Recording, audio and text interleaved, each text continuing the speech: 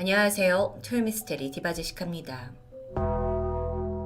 지금으로부터 약 30년 전인 1992년 11월 8일 영국 전역에 믿기 힘든 신문 기사가 나왔습니다. TV 프로그램이 아들을 죽였다. 기사 속 부모의 주장이 더 놀라운데요. 18살 된 아들이 한 TV 프로그램을 보고 난 후 스스로 목숨을 끊었다는 내용이었죠. 다소 억지스럽게 들리기도 했지만 이 기사를 시작으로 해당 방송국에는 2만 건이 넘는 항의 전화가 빗발쳤고 이 프로 본 후에 나도 트라우마를 겪고 있고 심지어 정신병원을 찾는다는 사연이 빗발치게 되죠. 이토록 많은 사람을 혼란에 빠뜨리게 한 방송, 그건 바로 영국 최대의 공영방송사 BBC가 제작한 TV 프로그램 고스트워치였습니다. 왜 우리나라에도 여름이 되면 각종 공포 특집물을 볼 수 있죠. 외국에서도 할로윈 시즌이 되면 여러 공포 프로그램들이 편성됩니다. 고스트워치도 BBC가 편성한 그런 류의 프로그램 중에 하나였던 거예요. 그런데 포맷이 아주 독특했습니다. 생방송으로 직접 유령이 들린 집을 찾아가서 초자연 현상을 캐치해내는 생중계하는 형식이었던 거예요. 그 당시만 하더라도 30년 전이니까요. 전혀 시도하지 않았던 아주 신선한 방식이었고요. 프로그램은 방영 전부터 대대적인 홍보에 나섰습니다. 방송의 날짜가 점점 가까워지면서 메인 MC가 공개가 됐는데 이때 사람들의 관심이 극에 달했죠. 바로 영국의 저명한 저널리스트 마이클 파킨슨이 여기에 섭외가 된 겁니다. 그는 그 당시에 정치, 연예계 인터뷰를 도맡으면서 대중들에게 가장 신뢰와 존경을 받는 진행자였습니다. 약간 한국의 김상중 씨 같은 느낌? 그뿐만 아니라 어린이 프로그램 진행자 사라, 그리고 그녀의 남편 마이크까지, 또 인기 시트콤에 출연 중인 크레이그 찰스까지 이게 리포터들로 다 들어오게 돼요. 그러니까 정말 이 고스트워치 프로그램에 들어간 사람들이 마치 어벤져스 군단 같다고 해야 할까요? 그렇게 대망의 1992년 10월 31일 그날 오후 9시 25분에 영국 전역의 정말 사람들이 흥분과 긴장을 안고 TV 앞에 모여앉게 됩니다. 방송은 BBC 스튜디오와 또 런던 근교에 위치한 노스홀트 가정집에서 이원으로 생중계 진행됐어요. 그러니까 이 노스홀트 가정집이 그 문제의 집이죠. 정말 이런 토미 프로그램처럼 으스스한 배경음악이 깔렸고 BBC 스튜디오에 마이클 파킨슨이 등장합니다. 그는 오늘 밤 과학적으로 설명할 수 없는 초자연적 현상을 직접 생방송으로 보여줄 거라는 말과 함께 노스홀트 그 가정집에서 미리 촬영한 관찰 카메라를 보여주게 되는데요. 이 영상에서는 그 두 자매가 한 방을 쓰고 있습니다. 근데 방 전체에 갑자기 알 수 없는 소리가 막 울리더니 물건이 날아다니고 전구가 깨지는 일명 폴터가이스트 현상이 시작되죠. 이거 너무 가짜 같죠? 그런데 BBC도 그 점을 잘 알고 있었습니다. 그래서 이 영상이 가짜 같으니 우리가 직접 여기에 찾아가서 그 현장을 포착하겠다는 포부로 영상을 기획했던 겁니다. 한편 이 생방송을 보고 있던 시청자들은 참여를 할 수 있었어요. 고스트워치 스튜디오에 전화를 걸어서 실시간으로 의견을 나눌 수 있는 겁니다. 정말 그 당시만 하더라도 너무도 새로운 형식이죠. 자, 방송 중에 이 관찰 카메라가, 그러니까 미리 촬영된 관찰 카메라가 나간 직후 스튜디오에 전화가 빗발치기 시작했어요. 제보자들이 공통적으로 말하길 방금 보여준 영상에서 뭔가를 봤다는 겁니다. 그들이 목격한 건 창문 옆에 서 있는 실루엣이었습니다. 더 기이한 건 이 실루엣이 영상 속에서 갑자기 나타났다 사라졌다는 거예요. 그걸 함께 보고 있는 진행자 파킨슨은 침착함을 일단 잃진 않았습니다. 이게 마네킹이나 그림자일 수도 있고, 반면에 그 당시 함께 초청된 초자연 현상 전문가 파스코 박사는 이건 유령이 분명하다고 확신했죠. 아마 이쯤에서 여러분이 문제의 노스홀트 가정집에 대해서 좀 궁금해하실 것 같은데, 여기는 엄마 팸과 두 딸 수잔나 킴이 살고 있는 곳입니다. 가족들의 증언에 따르면 어느 날부터 막 가구가 움직이고 집안 곳곳에서 이상한 소리가 들려온다고 했어요. 특히나 첫째 수잔나는 몸에 막 원인을 알 수 없는 상처들이 생기기도 했죠. 그때부터 가족들이 이 집은 분명 유령이 있다라고 굳게 믿었고 그 영혼의 이름을 파이프스라고 지어주기까지 했다는데요. 유령의 소리가 막 파이프를 두들기거나 긁는 소리와 비슷했기 때문입니다. 물론 이전에 전문가들이 와서 미리 집안의 파이프들을 다 확인했지만 별다른 이상은 발견되지 않았고요. 인근 주민들 또한 이 팸이 집에서 뭔가가 일어나고 있다라는 건 익히 알고 있었다고 해요. 그 이유가 마당에 주인을 알 수 없는 검은색 개가 죽어 있기도 하고요. 아이들이 막 깍 소리를 지르면서 집안을 뛰쳐나오는 장면도 몇 번이나 다들 봤기 때문입니다. 심지어 어떤 이웃은 저절로 유리창이 깨지는 걸 봤다고 하기도 했고요. 고스트워치는 이런 인터뷰 내용들을 생방에 보내면서 긴장감이 점점 커졌고요. 방송은 그렇게 성공적으로 흘러가는 듯 했습니다. 이제는 그 노솔트 집에 있는 현장 리포터들이 이 집에서 정말 기이한 현상이 벌어지기만을 기다리고 있었겠죠. 그런데 바로 그때 오디오 감독님이 무언가를 감지합니다. 집 전체에 쿵쿵쿵쿵 거리는 소음이 울려 퍼지고요. 여기에 리포터 사라 씨가 너무 놀래가지고 일단 아이들이 있는 2층으로 올라가죠. 한편 스튜디오에 있던 파스코 박사도 카메라 감독님한테 아니 그 소리가 나는 쪽으로 좀 비춰봐 달라 라고 요청을 하는데 그래서 막 카메라가 생방송이니까 막 소리를 따라가서 갔더니 막 문을 두드리면서 소리를 내고 있는 건 다름 아닌 딸 수잔나입니다. 그래서 뭐 하고 있는 건지 다가가죠. 그랬더니 수잔나가 도망치면서 막 비명을 질러요. 이건 내가 아니라고, 내가 하는 게 아니라고. 뭔가 정말 영상을 직접 본 저로서는 너무도 소름 돋았는데요. 빙의가 된 걸까요? 아니면 정신착란을 일으킨 걸까요? 자, 이 긴장 넘치는 상황 이후에 집안의 기운이 완전히 바뀌는 듯 했어요. 침착할 수 없죠. 엄마 팸은 일단 좀 패닉에 빠진 수잔나를 달래기 위해서 1층 거실로 데리고 나와요. 그런데 이때 더 소름 끼치는 일이 벌어지죠. 수잔나가 여태까지 막 문을 두드리던 수잔나가 1층으로 데려왔음에도 불구하고 집안에 소음이 계속 울리는 겁니다. 그래서 리포터 사라가 너무 놀래가지고 일단 2층에 둘째 딸을 두고 왔거든요. 그래서 방으로 올라가요. 근데 그 사이 수잔나가 이상한 목소리를 내기 시작하는 겁니다. 정말 이거는 직접 보셔야 하는데 제가 저작권 문제로 직접 틀 수 없는 게 안타까울 뿐이에요. 이건 저도 처음 봤을 때 와 이거 너무 무섭다 할 정도로 누구나에게 트라우마를 일으킬 만한 장면들입니다. 근데 이게 영국 전역에 생방송으로 나갔어요. 고스트워치의 공포가 여기서 끝이 아니었죠. 생방에 한 통의 전화가 걸려왔습니다. 익명을 요청한 남자는 지금 이 집에 대한 정보를 알고 있다고 말해요.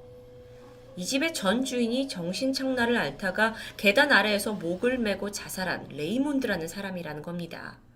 그리고 그가 기르던 12마리의 고양이가 한동안 그 주인의 시신을 먹으면서 목숨을 연명했다는 정말 말도 안 되는 너무 끔찍한 이야기였죠. 시청자들도 모두 그의 이야기를 들으면서 숨을 죽이고 있던 그때 노스홀트의 집이 알 수 없는 괴음으로 뒤덮여 버렸고요. 급기야 이 생중계 연결마저 끊겨버려요. 그리고 갑자기 BBC 스튜디오의 조명마저 다 나가버립니다. 화면이 그냥 말 그대로 까매졌어요. 진행자도 당황했죠. 그래서 마이클 파킨슨이 목소리가 오디오 전파만을 타고 흘러나오게 되는데요. 왜 이러지? 뭐야? 막 이러면서 알 수 없는 말을 중얼거리다가 점점 그가 카메라 쪽으로 향해서 다가오는 게 보입니다. 그러다 텅 빈 스튜디오에 고양이 울음소리가 퍼져요. 그렇게 고스트워치는 황급히 끝이 나버렸습니다. 와, 정말 이 프로의 후유증은 대단했죠. 설명하는 저도 정말 너무 말도 안 된다 생각이 드는데 이후 BBC 방송국으로 항의 정화 빗발쳤어요. 근데 시청자들이 이게 뭐냐라는 분위기보다는 우리 집에도 유령 파이프스가 나타난 것 같다라는 제보였습니다. 심지어 방송을 본 3명의 임산부가 충격을 받아서 조산을 했다고도 전해지기도 했죠. 그 중에 하나의 케이스는 아주 심각했습니다. 노팅엄에 살던 가족 에이프릴과 퍼시 더넴은 18살 아들 마틴과 함께 고스트워치를 시청하고 있었어요. 그런데 마틴은 당시에 발달장애를 앓고 있어서 13살 정도의 지능을 가지고 있었는데요. 방송이 끝난 후에 아들은 겁에 질린 표정으로 침실을 옮겨달라고 요청하죠. 그리고 5일 후 아들은 비극적으로 스스로 목숨을 끊게 됩니다. 유서에는 이런 말이 적혀 있었는데요. 유령이 있다면 내가 너와 함께 하겠다. 아버지는 아들의 죽음이 고스트워치 프로와 관련됐다고 생각을 했고, 공교롭게도 그의 집은 최근 배관 문제로 그 고스트워치에 나온 것처럼 그 파이프 소음, 요령 소리라고 생각했던 그런 파이프 소음이 들려온 적도 있다고 합니다. 그런데 여기서 엄청난 반전이 있었죠.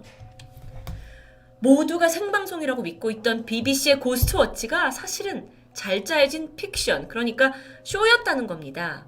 생방송도 아니었어요. 완전 대국민 사기극이죠.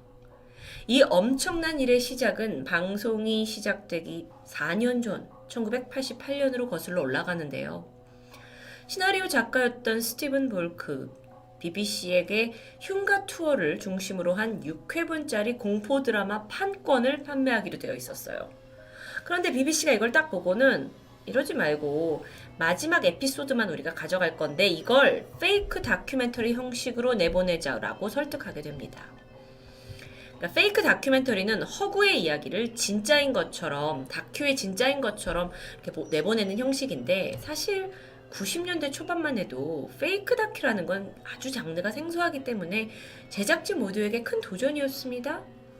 생각을 한 거죠, 작가가. 이렇게 해서 잘만 되면 나를 알릴 수 있는 절호의 기회가 되지 않을까. 그리고 제안을 받아들입니다.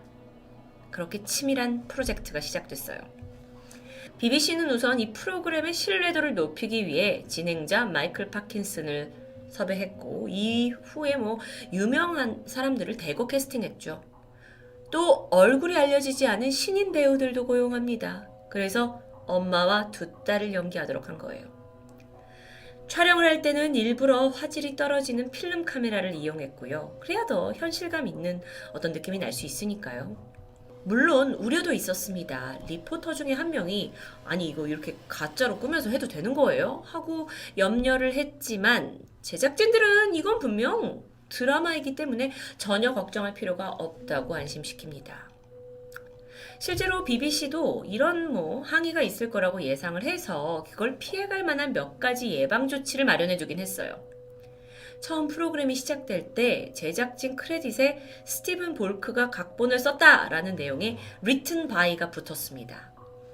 근데 이걸 눈여겨볼 시청자는 많지 않았죠. 다들 실제 생방송 프로그램인 줄 알았으니까요.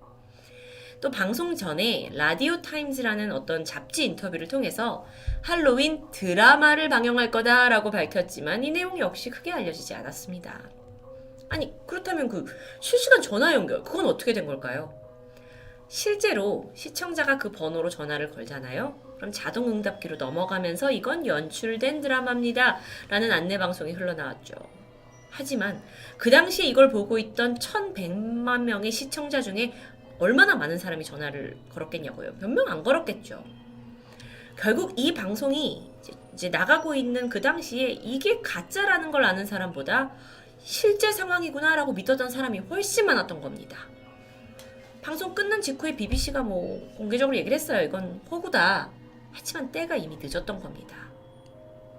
논란은 계속됐고 그로부터 18개월 후 영국의 전문 잡지는 고스트워치를 시청한 미성년자들 사이에서 수면장애, 발작, 외상 후 스트레스가 급증했다라는 사실을 발표합니다.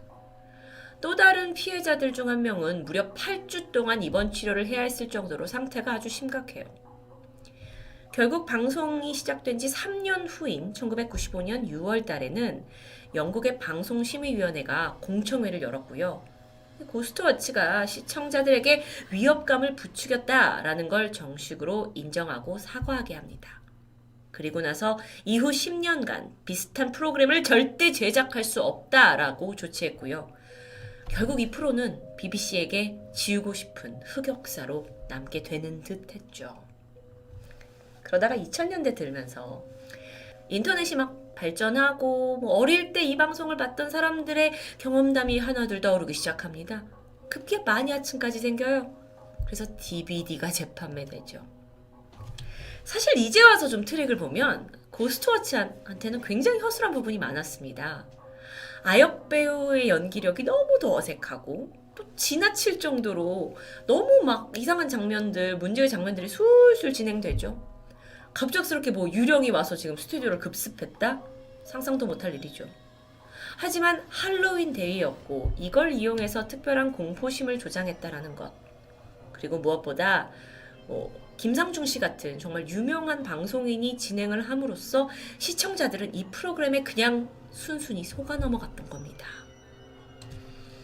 그렇게 간접적으로 시청자의 목숨까지 빼앗아간 고스트워치는 BBC 최악의 방송이라는 오명과 함께 오늘날 파라노멀 액티비티 같은 페이크 다큐의 시초로 여겨지기도 해요.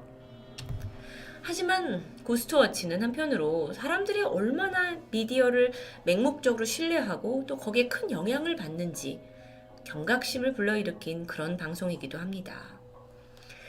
혹시 전편을 보고 싶으신가요? 더보기 칸에 링크를 남겨두도록 하겠습니다. 혼자 보면 정말 무서운데요. 토요미스테리 디바제시카였습니다.